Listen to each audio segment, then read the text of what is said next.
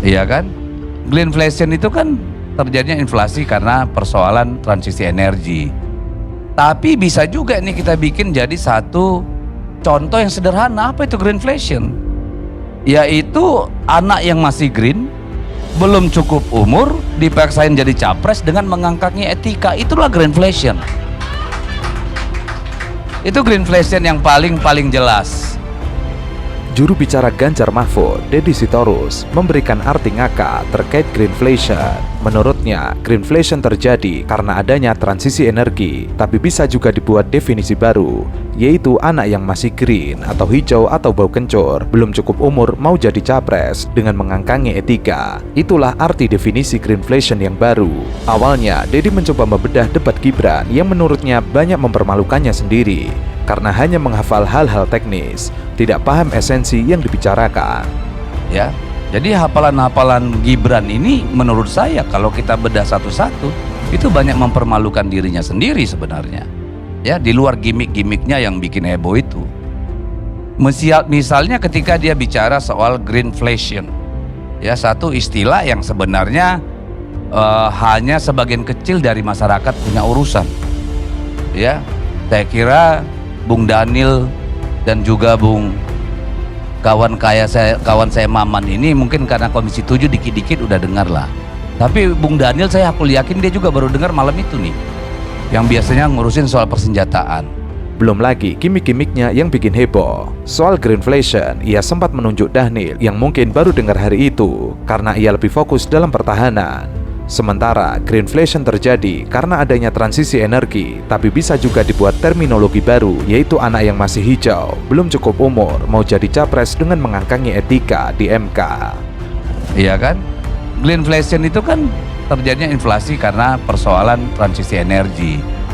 Tapi bisa juga nih kita bikin jadi satu contoh yang sederhana. Apa itu greenflation?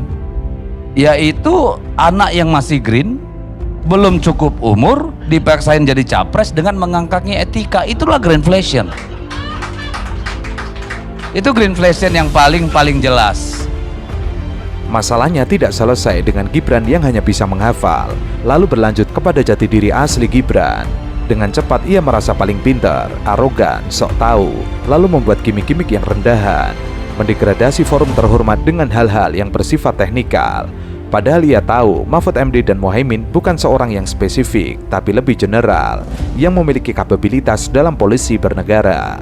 Tetapi masalahnya kemudian adalah ketika dia selesai dengan hafalan, dia masuk ke jati dirinya yang sebenarnya. Jati dirinya apa? Dengan cepat merasa arogan dan pinter dan sok tahu, sehingga kemudian menghasilkan gimmick-gimmick yang sebenarnya justru merendahkan kualitas debat itu. Merendahkan kualitas dari substansi yang dia angkat sebenarnya awalnya.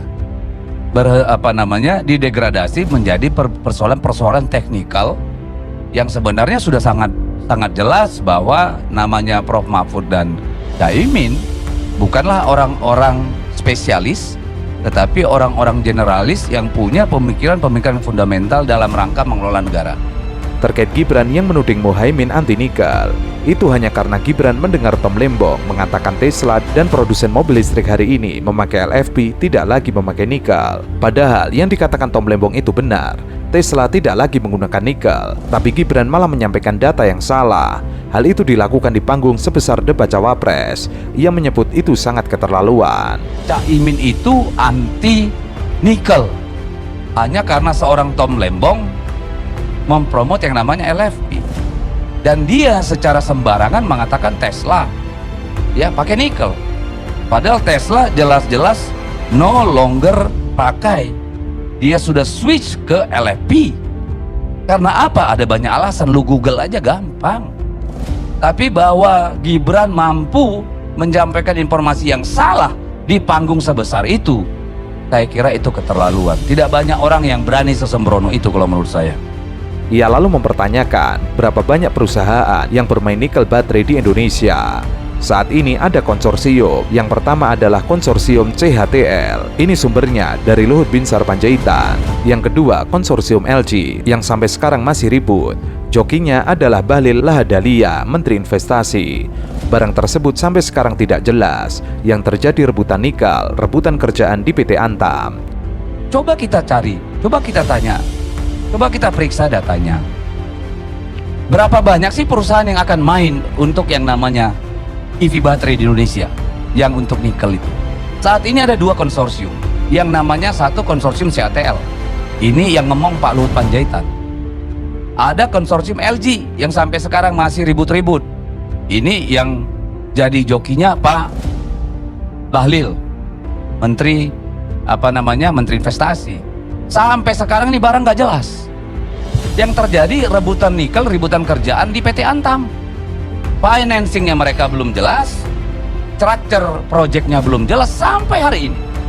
Dan saya sudah bicara sebagai Komisi 6, saya tidak melihat peran signifikan maupun share signifikan dari PT Antam di dalam konsorsium-konsorsium itu. Financing tidak jelas, structure tidak jelas. Ia juga mengaku tidak melihat golden share signifikan dari PT Antam ke konsorsium tersebut. Makanya ia curiga hilirisasi nikel itu untuk kesejahteraan negara atau oligarki. Karena ia tidak melihat golden share yang dapat menguntungkan bangsa Indonesia. Kalau terus berkutat dengan nikel, Indonesia akan ketinggalan. Karena negara maju sekarang punya banyak sumber energi alternatif yang lebih menjanjikan dan lebih murah.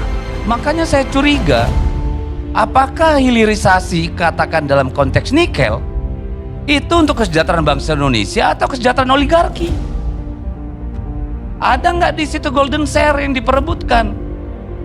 Karena hari-hari ini dunia tidak lagi berkutat dengan nikel. Sudah begitu maju teknologi.